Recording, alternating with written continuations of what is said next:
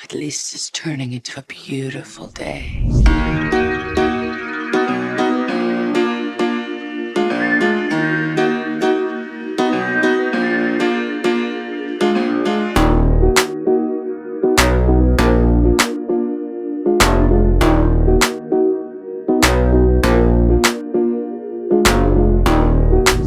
Catherine Zeta-Jones est une actrice britannique qui a fait une brillante carrière à Hollywood et a joué dans près de 50 films.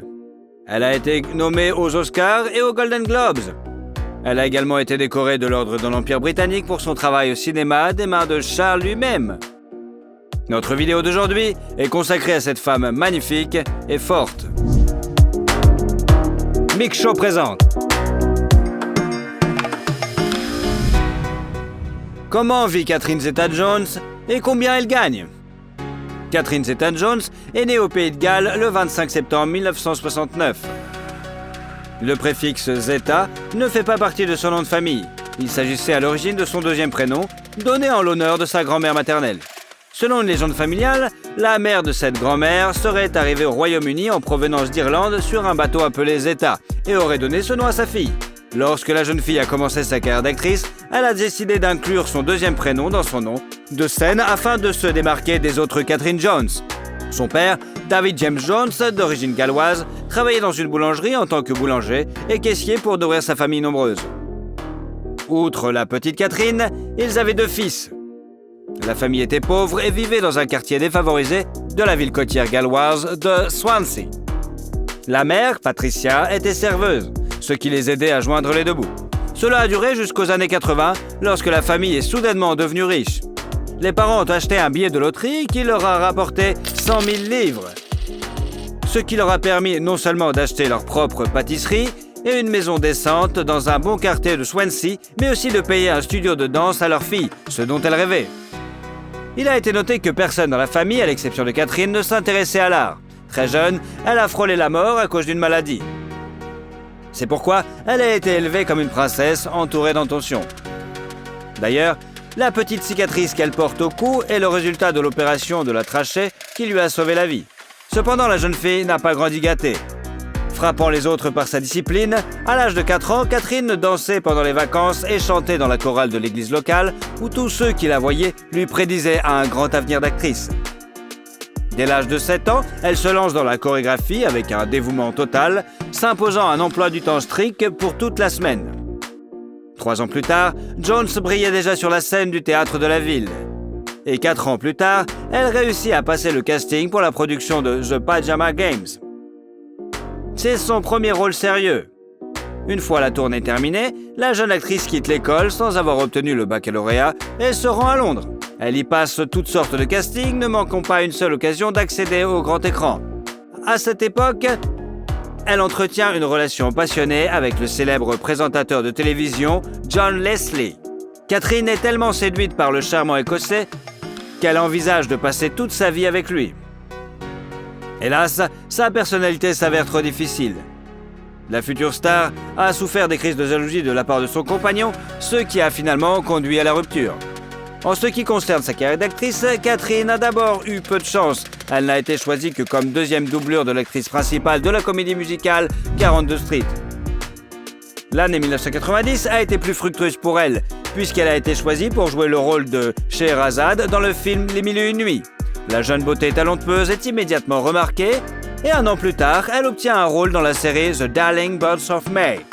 La critique et les téléspectateurs britanniques sont ravis, et très vite, Catherine part à la conquête d'Hollywood.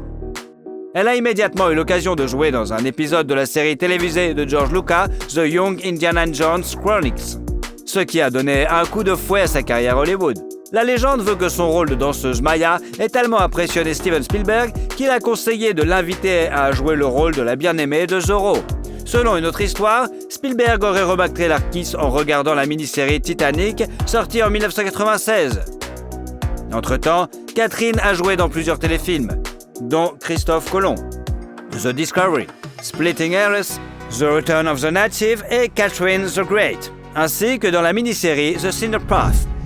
Viennent ensuite la comédie dramatique Blue Juice et le film de super-héros The Phantom, bien qu'il ne soit pas très populaire auprès du public. Au cours de la même période, on a proposé à l'actrice de jouer le rôle de Trinity dans le film culte Matrix, mais elle a refusé. Au milieu des années 90, la jeune fille a une relation avec l'acteur écossais Angus MacFadyen. Ils se sont même fiancés, mais ont rompu avant le mariage. En 98, le film d'action au rythme effréné The Mask of Zorro est sorti sur les écrans. Le tournage a également été extrêmement intense et s'est accompagné d'un grand nombre de détails et d'événements curieux. Le rôle d'Elena pourrait être attribué à Penelope Cruz, à l'actrice suédoise Isabella Scorupco ou à la chanteuse passionnée Shakira. Mais c'est Catherine qui a eu le plus de chance. Afin de s'adapter parfaitement au rôle, l'actrice, comme à son habitude, s'est mise avec ardeur à apprendre les disciplines utiles au tournage. Équitation, escrime, danse, espagnol. Elle a réussi particulièrement bien dans l'apprentissage de ce dernier. À tel point que les personnes qui ne connaissent pas sa biographie pouvaient jurer qu'elle était une vraie Espagnole. Le film a connu un succès retentissant, rapportant 250 millions de dollars au box-office pour un budget seulement de 95 millions de dollars, et a également obtenu 2 nominations aux Oscars et aux Golden Globes. Would you care to try something more robust, or do you feel unequal to the task? No, on the contrary, then Alejandro. I think only of your distaste for perspiration. La même année, un autre petit événement se produit, qui influencera le reste de la vie de Zeta-Jones. L'actrice fait une impression inoubliable sur le titan hollywoodien Michael Douglas, à tel point qu'il a immédiatement souhaité qu'elle devienne la mère de ses enfants. Dès qu'il le put, il chercha à la rencontrer. La première conversion a lieu lors d'un festival en France et n'impressionne pas l'actrice. Douglas, séducteur expérimenté, a tout de suite tout essayé. Il a fait part de ses projets, mais Catherine s'est contentée d'en rire. Mais l'acteur n'a pas l'intention d'abandonner. Il couvre la jeune fille de cadeaux, de fleurs, et elle ne remarque même pas qu'elle commence à lui parler pendant des heures au téléphone et à rêver de regarder des films avec lui et de lui préparer de délicieux dîners. À partir de ce moment, la cour persistante s'est transformée en une relation traditionnelle. En 1999, Catherine a joué dans les films de The Haunting and Entrapment. Ce dernier est considéré comme l'un des meilleurs films policiers et a fait sensation dans l'industrie. Le rôle principal, celui d'un imposant voleur, est tenu par Sean Connery. Zeta-Jones a suivi son partenaire légendaire et a donné le meilleur d'elle-même sur le plateau. Elle a ainsi réalisé une cascade dangereuse, sautant d'une poutre du plafond sur une table, tout en faisant un saut périlleux arrière. Le film a rapporté 212 millions de dollars au box-office avec un budget relativement modeste et a été très populaire auprès du public. Les fans ont particulièrement remarqué la scène où Catherine passe à travers une grille de rayons laser dans laquelle elle montre les merveilles de la plasticité et de la grâce. Les plans où le personnage de Connery vient interroger Catherine sont également dignes d'intérêt. Elle était allongée sous un simple drap blanc et à ce moment-là, elle est en fait complètement nue. I called you at 4:30 this morning. I was home in bed. You didn't pick up. I didn't want to pick up. You had company. He came in the window. How romantic. I think that's how he got in. L'année 2000 a été marquée par un événement important pour Catherine et Michael qui ont appris qu'ils allaient devenir parents. Le soir du Nouvel An 2000, il demande sa bien-aimée en mariage et lui offre une bague ancienne d'une valeur d'1 million de dollars. Cependant, le diamant de 10 carats le plus pur et le désir passionné de Michael d'épouser sa bien-aimée le plus rapidement possible ont été quelque peu éclipsés par le fait que l'acteur était encore légèrement marié. Pour résoudre ce problème, le jeune marié a dû donner à son ex une énorme somme de 45 millions de dollars. En août, le couple Douglas a eu un fils, qu'il a nommé Dylan. Et en novembre de la même année, il a célébré un mariage luxueux d'une valeur de 1,5 million de dollars. La célébration a eu lieu au célèbre hôtel Plaza de New York et la robe de sa mariée a coûté à elle seule 250 000 dollars. Les invités vedettes, parmi lesquels Tom Hanks, Brad Pitt, Sharon Stone, Steven Spielberg et Jennifer Aniston, se sont amusés et ont félicité les jeunes mariés. Catherine et Michael ont compris qu'il était absurde d'essayer de se cacher de la presse un jour pareil. Ils ont donc vendu les droits de couverture de l'événement au magazine britannique OK. Les journalistes se sont beaucoup intéressés au couple, notamment en raison de leur grande différence d'âge. Fait amusant, le couple est né le même jour avec une différence de 25 années. Peu de gens croyaient que quelque chose pourrait sortir de cette relation, mais comme la vie l'a montré, le mariage des deux stars s'est avéré extrêmement solide, même s'ils ont dû traverser beaucoup d'épreuves. Catherine elle-même appelle les secrets d'un mariage réussi le sens de l'humour et le respect. Le contrat de mariage sur lequel l'actrice a insisté avant de répondre au « oui » qu'elle chérissait tant a apparemment joué un rôle important. Selon ces termes, en cas d'infidélité, Michael est tenu de verser à sa femme une somme décente pour chaque année de vie commune. Le montant exact n'est pas connu, mais la fourchette se situe entre 1 et 3 millions de dollars. En 2000, sortent le drame musical High Fidelity et le Trailer Traffic, dans lequel l'actrice joue alors qu'elle est enceinte de son fils. Pour ce travail, Catherine a reçu un cachet de 3 millions de dollars et une nomination aux Golden Globes. I'm European. I say that to my doctor. I'm European. I'm allowed to drink red wine. Oh, my doctor said it was fine when I was pregnant. A glass a week, a After couple my a week. amnio, he said, "Okay, now you can go and have a glass of red wine." You're like, I I had need it. two. En 2001, Zeta Jones est apparue dans le film America's Sweetheart. À cette époque, les revenus de Catherine augmentent rapidement et s'élèvent à 5 millions de dollars. Mais le véritable triomphe de Catherine a été l'adaptation de la comédie musicale Chicago, jouée à Broadway. Il convient de noter que l'intrigue de la pièce est basée sur des événements réels qui se sont déroulés aux États-Unis au début du XXe siècle. La première tentative d'adaptation cinématographique a été faite par Miramax en 1994, et avant cela, les droits de la production ont été achetés par le réalisateur Bob Fosse. Selon son idée, les rôles principaux devaient être tenus par Liza Minnelli, Goldie Hawn et Frank Sinatra, mais en raison de la mort de Fosse, le projet a été abandonné. Le réalisateur du film, de 2002, Ward Marshall, a envisagé Charlize Theron, Madonna, Angelina Jolie et Britney Spears pour les rôles féminins principaux. Et ce n'est pas tout. En ce qui concerne Zeta Jones, on lui a immédiatement proposé le rôle de Roxy Hart. Mais l'actrice voulait jouer Velma Kelly. Elle aimait tellement la chanson All That Jazz qu'elle était heureuse de sacrifier à la fois le rôle principal et ses magnifiques boucles qu'elle a coupées en un carré impeccable avec une frange parfaitement droite. Elle l'a fait exprès pour que les longs cheveux tombant sur son visage ne permettent pas au public de douter qu'elle exécute seule toutes les chorégraphies du film. L'actrice a d'ailleurs déclaré que travailler dans une comédie musicale était presque aussi douloureux et excitant à la fois que d'avoir un bébé. No. I danced in the chorus. Oh. Well, that was before I met my husband Amos. Look, honey, you want some advice? Here it is, direct from me to you. Keep your paws off my underwear, okay? Son rôle de Velma Kelly a été apprécié non seulement par les spectateurs ordinaires, mais aussi par les professionnels. Pour ce rôle, l'actrice a reçu un cachet de 8 millions de dollars, une nomination au Golden Globe Award et un Oscar. La belle s'est présentée à la cérémonie dans une magnifique robe noire qui ne cachait pas son ventre arrondi. La cérémonie a eu lieu la veille de son deuxième accouchement. En 2003, le couple a une fille, Caris Zeta. La même année, 2 films mettant en scène Zeta Jones sont apparus simultanément sur les écrans. Il s'agit du film d'animation Sinbad, Legend of the Seven Seas, dans lequel elle interprète l'un des personnages principaux, et de la comédie romantique intolérable Cruelty. En 2004, elle a participé aux films mémorables The Terminal et Ocean 12. The French police think he's better than Lamarck. Well, he is French. Let me give you some advice.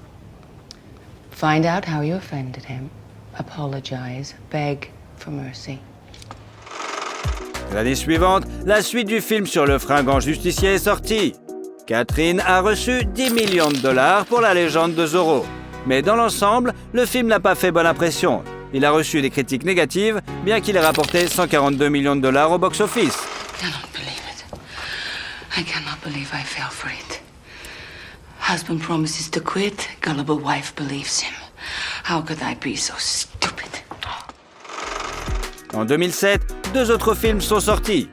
Le film d'amour surnaturel Death Defying Acts et la comédie romantique No Reservation. Il s'agit en fait d'un remake du film allemand Mostly Martha, retravaillé par le réalisateur peu connu Scott Hicks, mais ce n'est hélas pas un chef-d'œuvre.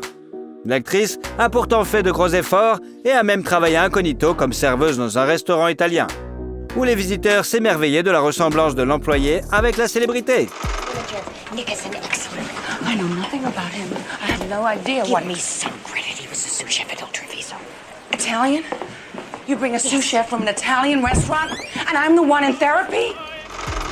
Ce film a été suivi d'un autre film obscur, The Rebrand, qui a été tourné à New York, Istanbul et Paris. Le travail acharné et l'accouchement ont laissé des traces sur l'actrice, et Catherine a rapidement commencé à présenter des symptômes de troubles affectifs bipolaires. Ce trouble se caractérise par une alternance de phases d'activité intense et de dépression et altère considérablement la vie de l'individu.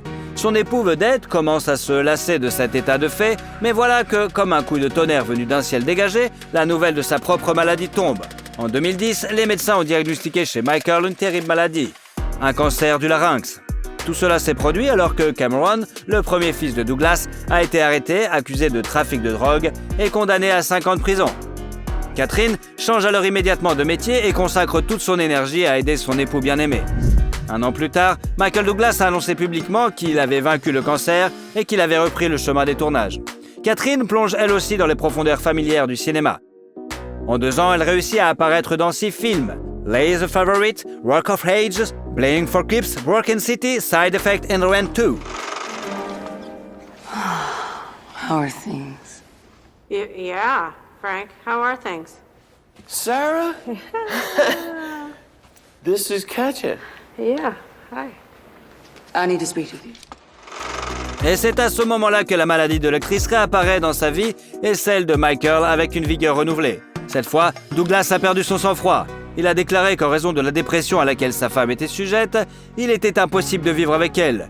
Après quoi, le couple a annoncé sa séparation et le début de la procédure de divorce. Michael a également laissé entendre que sa femme était dépendante de l'alcool fort en raison de son état. Cependant, 3 mois plus tard, le couple s'est reformé. Comme indiqué, Zeta-Jones a suivi une thérapie intensive et s'est rétablie. Elle a repris sa carrière d'actrice et était parue dans les séries Queen America, Feud et Prodigal Son, ainsi que dans les films Dad's Army et Cocaine Godmother. En 2002, Catherine atteint un nouveau stade de célébrité. Dans la série Netflix Wednesday, qui est devenue un succès mondial, l'actrice a joué le rôle de Morticia Adams, la mère d'une jeune fille inhabituelle et audacieuse. I'm told girls your age say hurtful things. I shouldn't take it to heart. Fortunately, you don't have one. Finally, a kind word for your mother. Les fans et les critiques, qui ont d'abord douté de cette décision de casting, ont finalement convenu que la performance de l'actrice méritait d'être saluée.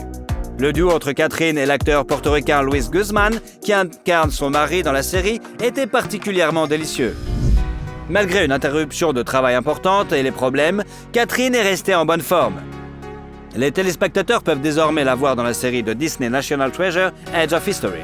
Il convient de noter que les prestations de l'actrice ont toujours été généreusement rémunérées. Aujourd'hui, Catherine Zeta-Jones, qui était autrefois une pauvre fille de la banlieue de Swansea, est devenue une femme très riche. Sa fortune est estimée à 150 millions de dollars, et il ne s'agit pas seulement des revenus tirés des tournages. On rapporte qu'une seconde de publicité de l'actrice coûte environ 4 000 €. Au fil des ans, elle a joué dans des publicités pour les cosmétiques Elizabeth Arden, le système de paiement Visa et les voitures Alfa Romeo. Un contrat de 2 ans avec l'opérateur de téléphonie mobile T-Mobile a rapporté à l'actrice 20 millions de dollars. Et en 2019, on l'a vue dans une publicité pour Friendly où elle jouait avec sa fille. Il y a quelques années, Zeta-Jones a lancé sa propre ligne de chaussures en collaboration avec la marque Butterfly Twist, connue pour son approche écologique de la production. Outre sa collection de chaussures, Catherine produit du maquillage, des vêtements de sport et des articles ménagers sous sa propre marque Casa Zeta-Jones. Au fil des années du mariage, Zeta-Jones et Douglas ont accumulé un patrimoine immobilier haut de gamme. Le couple de stars possède un appartement spacieux à New York avec vue sur Central Park qu'il a récemment décidé de vendre. Le prix avait d'abord été fixé à 21,5 millions de dollars, mais au début de l'année 2022, le couple a décidé de le ramener à 19,5 millions de dollars.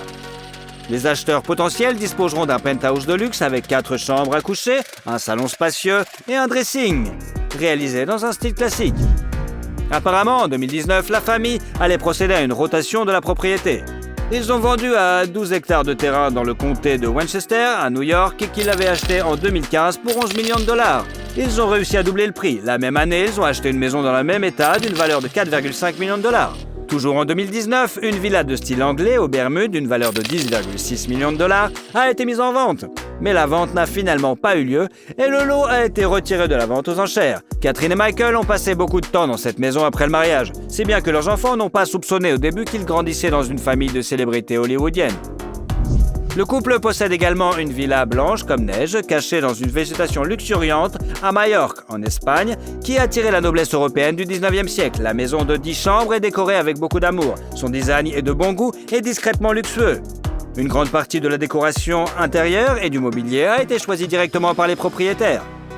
La propriété est assez grande, totalisant environ 10 000 mètres carrés. Il y a une salle à manger formelle, plusieurs salons décorés d'antiquités, ce qui passionne Douglas d'ailleurs. Le coût de cette propriété est estimé à 33 millions de dollars. Mais comme l'ex-femme de Michael reste copropriétaire de la propriété, celle-ci ne peut être vendue. La diva hollywoodienne possède un SUV Lexus noir d'une valeur de 130 000 dollars qu'elle conduit dans la vie de tous les jours. Douglas et Zeta-Jones ont été aperçus une fois en train de rouler au Pays de Galles dans une Jaguar d'occasion. Il s'est avéré plus tard que le couple était arrivé dans la ville natale de l'actrice pour participer à une compétition de golf. Catherine Zeta-Jones est une femme qui impressionne non seulement par sa beauté, mais aussi par son étonnante détermination. Quoi qu'il arrive, elle n'abandonne pas et regarde en face toutes les circonstances de la vie, les défiant avec audace. Elle n'a pas peur des expériences ni des tâches difficiles. La comédie musicale Cléo sortira bientôt, dans laquelle l'actrice incarnera la fatale reine égyptienne Cléopâtre. Quel film avec cette actrice préférez-vous? Thank you. I had a wonderful time. Unfortunate that it has to end. Comment vit Jet Li et combien il gagne? Jet Li, de son vrai nom Li Lianji, est né le 26 avril 1963 dans la capitale chinoise, Pékin, qui est le 5e et le plus jeune enfant de la famille. Quand le garçon avait 2 ans, son père est mort et sa mère a dû élever les enfants toute seule.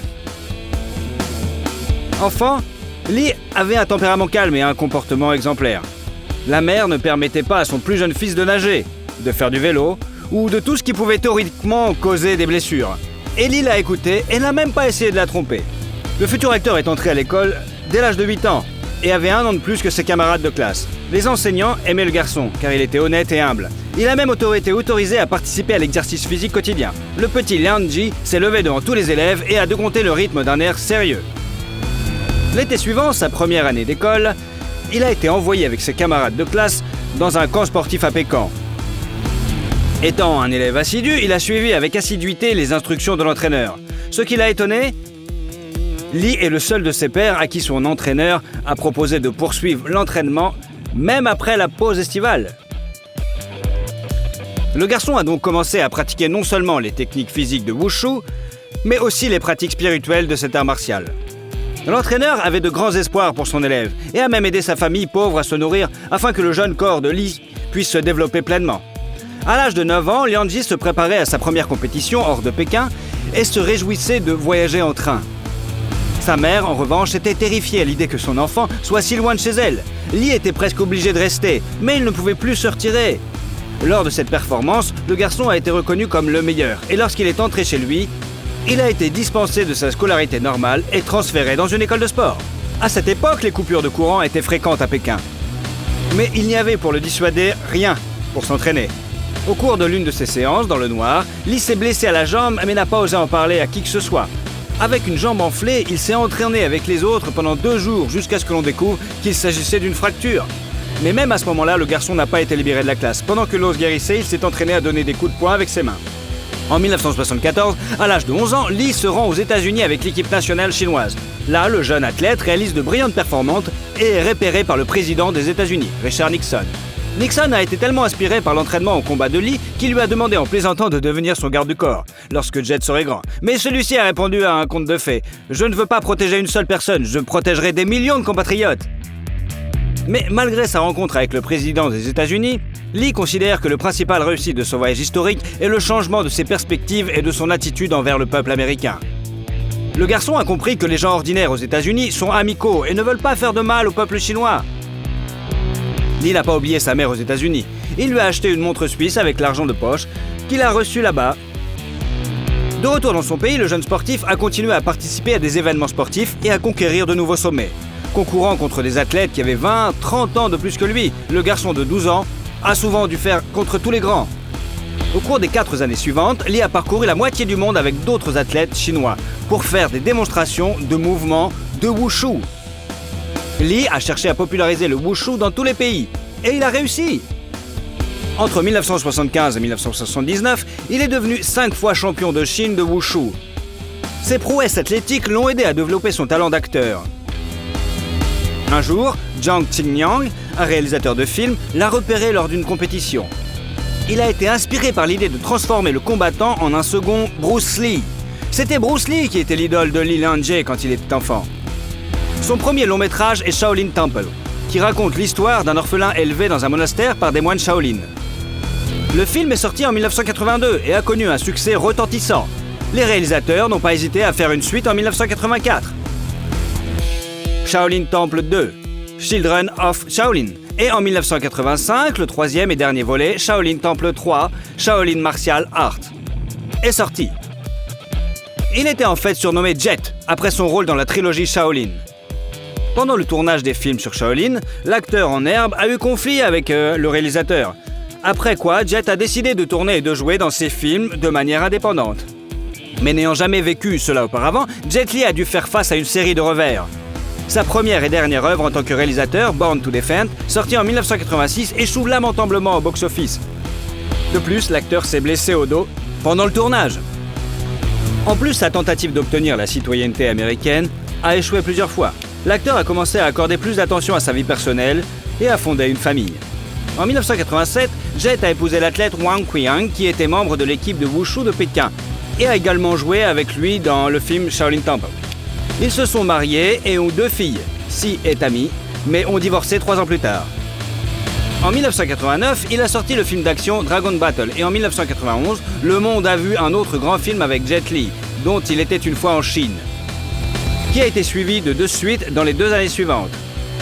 En ce qui concerne les premiers films avec Jet Li, il convient de mentionner des films tels que The Master, La légende de Fu Hsin Q, La légende 2, Griffe d'acier, Serviteur du mal, Légende du dragon rouge, Agent secret, Roi de l'aventure, Black Mask, Aventure américaine, Hitman, ainsi que Les 2 guerriers et Bodyguard from Beijing. Le film d'action Fist of Legend, qui est apparu à l'écran en 1994, peut être considéré comme remake de Fist of Fury avec Bruce Lee.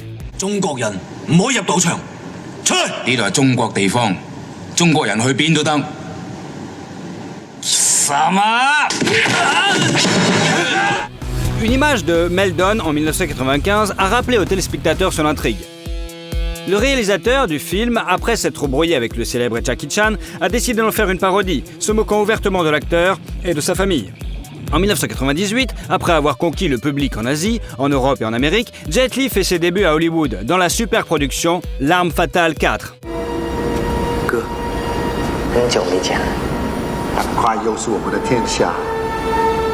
Son rôle a d'abord été proposé à Jackie Chan, mais il a refusé car il ne voulait pas jouer un héros négatif. Quant à Jet, c'était son premier rôle de grand méchant. En 1999, Lee se marie pour la 2e fois. Sa bien-aimée, l'actrice de Hong Kong Nina Li-Chi, qui est plus âgée que son mari de 2 ans. Ils se sont rencontrés en 1989 lorsqu'ils ont tourné ensemble dans le film La bataille du dragon. À cette époque, l'acteur était encore marié. Lee et Nina se sont rencontrés pendant longtemps et n'ont légalisé leur relation que 10 ans plus tard. Jet Li est assuré que Nina est son âme sœur et une personne qui le comprend comme personne d'autre. Le couple a 2 filles, Jane et Jada. 2 ans après son brillant travail dans L'Arme Fatale 4, l'acteur a joué dans le film d'action mélodramatique Roméo doit mourir. These guys find you up here, you're gonna have some serious problems, so I suggest you go out the window. No. I like it this way. All right, it's your funeral. Le film a été payant au box-office et Lee a reçu un cachet de 2,4 millions de dollars.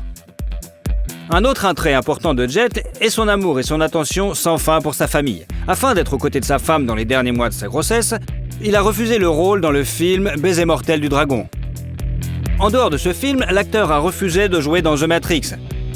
Lee a dit que la raison était une bataille de droits d'auteur. Il ne voulait pas que les droits sur les enregistrements soient entièrement transférés au créateur du film, afin qu'il puisse les posséder en tant que propriété intellectuelle. En jouant dans le film Confrontation en 2001, l'acteur a pu gagner 7,5 millions de dollars, bien que le rôle principal du film ait été initialement attribué à Dwayne Johnson. I am Eula. I'm nobody's bitch. You are mine. C'était la première fois que Jet et Jason Statham jouaient l'un contre l'autre dans un film. La même année, l'acteur a joué un rôle dans Le baiser du dragon, qui lui a rapporté $5 millions. What did you do to me? I put a needle in your neck. That's it? In a certain point. Very forbidden. It's called the kiss of the dragon. Un fait intéressant du film est que le tunnel dans lequel le personnage de Jet Li est attrapé par la police française est le même que celui dans lequel la princesse Diana est morte en 1997. Dans une scène, le personnage de Jet attaque le proxénète Lupo, joué par Max Ryan. Le dialogue entre les acteurs était censé être filmé séparément, et le combat séparément. Mais à la fin de l'échange de répliques, le réalisateur, pour une raison quelconque, n'a rien dit, il n'a pas dit couper, et Lee l'a frappé. Cette prise a été intégrée à la version finale du film, ainsi que la surprise tout à fait authentique de Ryan. Cette occasion est arrivée au point nommé, car les réalisateurs ont dû ajuster les combats au goût du public, qui souhaitait voir des scènes vraiment plus réalistes. Et la scène de combat entre le héros Jet Li et Cyril Raphaël est en général, il fallait ralentir le rythme, parce que les acteurs allaient vraiment trop vite. Pour jouer dans le film Héros, en 2002, Jet Li a accepté de réduire son cachet à $11 millions. On a proposé à Jackie Chan de jouer le rôle de l'empereur, mais il a refusé.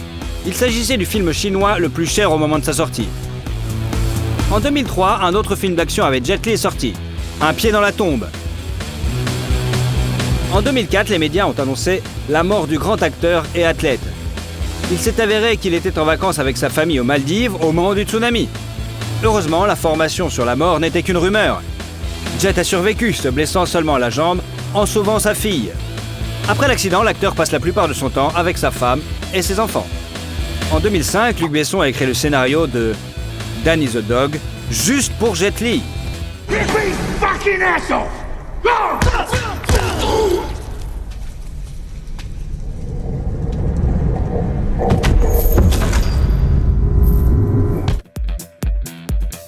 Le film comporte non seulement la plus longue scène de combat de la carrière de Lee, mais aussi la plus violente.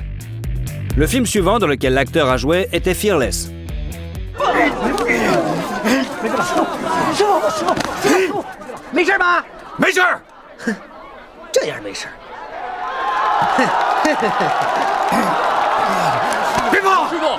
Ses créateurs voulaient appeler le film « La légende du combattant », mais il s'est avéré qu'un tel film existait déjà. Certains des mouvements prévus par le combattant que Lee a refusé d'exécuter pour des raisons éthiques. Certains éléments comme une gifle ou un coup derrière la tête ont été considérés comme trop incorrects par l'acteur par rapport aux Européens et aux Américains. En plus, ces combats au corps à corps, le film d'action présente également une scène de combat avec des armes blanches. Anthony DeLongis et Jet Li brisent au moins 6 épées pendant le tournage. Pendant cette période, Jet a participé à des actions caritatives et est ambassadeur de la Croix-Rouge depuis 2006. Il est un fervent adepte du bouddhisme tibétain et a même rencontré le Dalai Lama en personne. Il est attiré par la philosophie du Wushu, mais estime que cette forme d'autodéfense ne résiste pas à la critique. Il souhaite aider les jeunes Chinois à comprendre le sens de la vie et partage ses connaissances du bouddhisme à tout le monde. Il convient de noter que les films dans lesquels Jet Li jouait n'ont pas tous connu le succès. L'une des œuvres qui n'a pas abouti est le film War, tourné en 2007. L'acteur a déclaré dans plusieurs interviews qu'il n'était satisfait ni du film, ni de sa production. Il est allé jusqu'à le qualifier de « poubelle » et a exprimé sa méfiance envers le réalisateur Philippe Atwell. Même à mi-chemin de la production, il savait qu'il obtiendrait des audiences médiocres et pas de profit. Fin 2007, Lee a retourné dans son pays d'origine et a joué dans le film Les Seigneurs de la Guerre. L'accent principal du film n'était pas mis sur les arts martiaux, mais sur la composante dramatique. Pour ce travail, Jet a reçu une nomination au Hong Kong Film Awards dans la catégorie meilleur acteur. Son cachet pour le film était de $13 millions. Au printemps 2007, il a créé sa propre fondation à but non lucratif, connue sous le nom de One Foundation, pour aider à contrer les effets de catastrophes naturelles et des traumatismes psychologiques. En 2008, Lee a fait sa première apparition à l'écran avec le vétéran des arts martiaux Jackie Chan, dans le film d'action-aventure de Rob Minkoff, Le Royaume Interdit.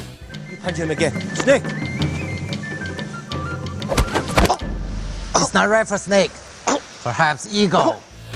Jet joue bientôt le rôle du principal méchant dans le film d'action de science-fiction La Momie, Le tombeau de l'empereur dragon, avec Marielle Bello et Brendan Fraser.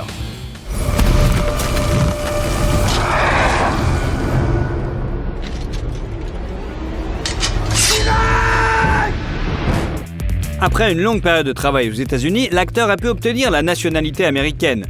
Mais il y a renoncé, ainsi qu'à la nationalité chinoise. En 2009, en faveur de la nationalité singapourienne. Jet a choisi ce pays en raison de la qualité du système éducatif dont ont besoin ces deux jeunes filles. C'est également cette année-là que Lee joue dans le drame de guerre The Founding of a Republic de la Chine et qu'il lance son propre programme de remise en forme appelé Wuji, qui se compose d'éléments de wushu, de yoga et de pilates. Adidas a rapidement lancé une ligne de vêtements pour le programme ornée des initiales JL. Le retour de Jet dans l'industrie cinématographique après un hiatus d'1 an s'est fait sur le plateau du film d'action Unstoppable. When I get hurt, the only is bigger. Because I'm smaller. When I travel, I need to go farther. I know, because you're smaller, right? Yes. Réunissant des stars tels que Sylvester Stallone, Jason Statham, Dolph Lundgren et Mickey Rourke. Entre 2012 et 2014, Lee a repris son rôle dans la suite de Unstable 2 et Unstable 3. En 2010, Jet Li est devenu le premier visage asiatique de la société de montres de luxe suisse Hublot. En 2011, avec l'entrepreneur chinois Jack Ma, fondateur d'Alibaba Group, il a fondé l'entreprise de style de vie Taiji Zen, dont la mission principale est la santé et le bonheur pour tous, à travers du tai chi. Les années suivantes sont marquées par des films mettant en vedette Jet Li, tels que Ocean Heaven, Dragon Gate, Le Sorcier et Le Serpent Blanc, Badge of Fury, League of Gods et Guardian of Martial. Le dernier film, et espérons pas le dernier, dans lequel Jet Li a joué est Mulan, sorti en 2020, dans lequel il joue le rôle de l'empereur. Hua Mulan, the people owe you a debt of thanks. I owe you my life. Depuis 2016, l'acteur entretient activement une page Instagram personnelle, en postant des photos de lui. Une photo de l'acteur Jet Li a fait le tour des réseaux sociaux. Il a l'air tellement mal au point que ses fans s'inquiètent vraiment. L'acteur a admis qu'il souffre d'hyperthyroïde depuis 2010, mais assure à tous qu'il va très bien. Malgré une santé déclinante, l'acteur ne prévoit pas de quitter l'industrie cinématographique et continue de jouer dans différents projets. Il a commencé sa décision. Si je pars maintenant, je me retrouverai plus tard dans un fauteuil roulant. Si je ne pars pas, je serai dedans, mais il sera incrusté d'un diamant. Pendant son temps libre, Jet joue au badminton et au tennis de table. Fait du vélo, lit et médite. Notre superstar Jet Li a gagné en 2017 pas moins de 59 millions de dollars. À son anniversaire, il partage les photos de lui avec toute sa famille. Maintenant, le capital personnel de l'acteur est de 250 millions de dollars, le plus élevé parmi les stars du cinéma chinois. Dans la maison de la femme de Jet, Nina, à Shanghai, se trouve un immense manoir de l'acteur valant 200 millions de yuan, environ 30 millions de dollars américains. L'acteur l'a acheté en 2008, apparemment comme dot pour l'une de ses filles. Mais il n'y a même pas emménagé. La maison est depuis tombée en ruine et a même été transformée en auberge pour les agents de sécurité. À Singapour, dans le quartier de Bukit Timah, l'acteur possède un bungalow de luxe pour 20 millions de dollars singapouriens, soit 15 millions de dollars. L'acteur est également connu pour posséder des biens immobiliers à Los Angeles et y réside lorsqu'il est en visite aux États-Unis. Jet Li n'est pas un grand amateur de voitures. Ses voitures connues sont la BMW 745 Li et la Spyker C8 Spider. Bien que l'acteur réside à Singapour, renonçant à sa nationalité chinoise, il reste l'acteur préféré de ses compatriotes. À votre avis, qu'est-ce qui a fait le succès de Jet Li ? Si vous aimez la vidéo, vous pourrez nous suivre et ne louperez jamais aucune vidéo. Alors, allez-y,